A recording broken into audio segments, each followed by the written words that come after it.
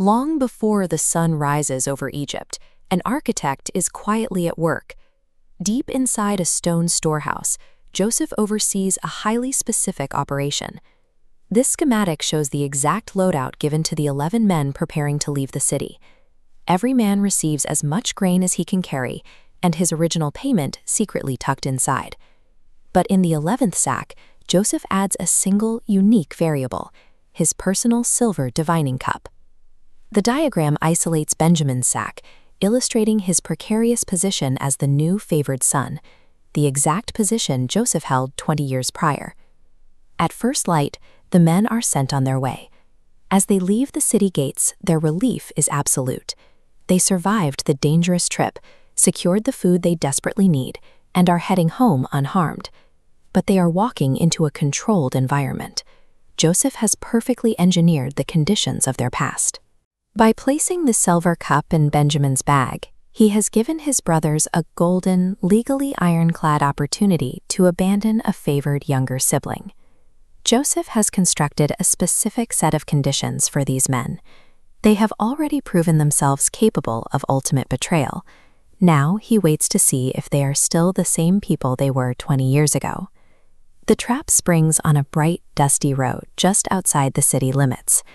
The brothers are suddenly cut off by Joseph's steward, demanding answers. The steward accuses them of rewarding good with evil by stealing his master's silver. The brothers immediately scoff. Their defense is arrogant and absolute. They point out that they returned the money they found on their first trip, making the idea of them stealing a single cup absurd. To prove their innocence, they make a fatal miscalculation. They declare that if anyone in their group is holding the stolen silver, that man will be put to death, and the remaining 10 will willingly surrender themselves as slaves. This timeline tracks the physical execution of the search, and it is entirely designed to maximize dread. The steward methodically moves from the oldest brother down the line. The tension builds with every empty sack, until it finally reaches the 11th position. He opens Benjamin's gear. The silver cup is sitting right inside. In an instant, the brothers' arrogance evaporates. This is the exact pivot point Joseph designed.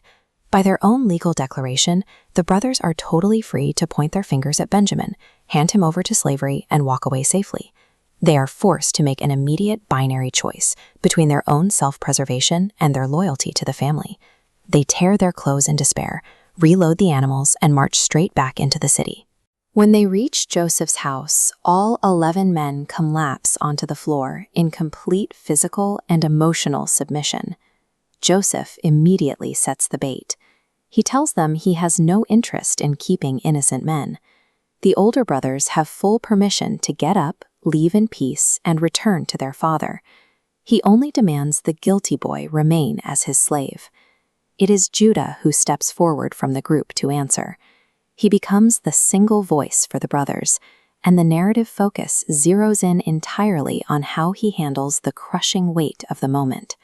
His defense strategy takes a completely unexpected angle. He doesn't protest their innocence. He doesn't try to explain away the cup or offer an alibi for Benjamin. Judah's words bypass the theft entirely. He stares at the floor, terrified that a much older, cosmic guilt has finally tracked them down. The sheer closing vice pressure of the situation has successfully bypassed every logical defense the brothers had. They are finally acknowledging the foundational crime they committed 2 decades ago. The frantic energy drains out of the room. Judah begins speaking with desperate intensity. He meticulously recounts the history of his father's broken heart, detailing the exact depth of the old man's grief over his lost children.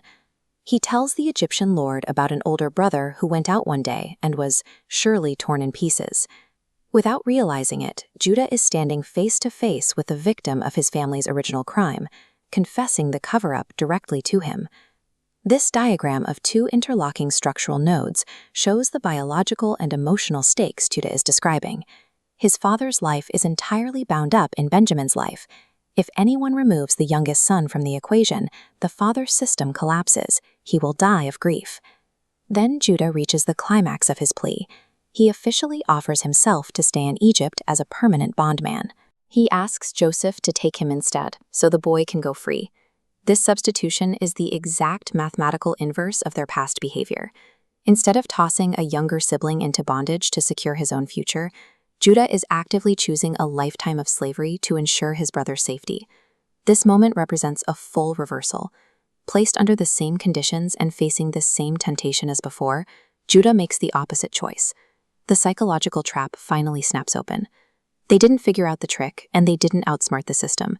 The trap releases because Judah's profound act of self-sacrifice successfully shatters the family's multi-generational cycle of betrayal.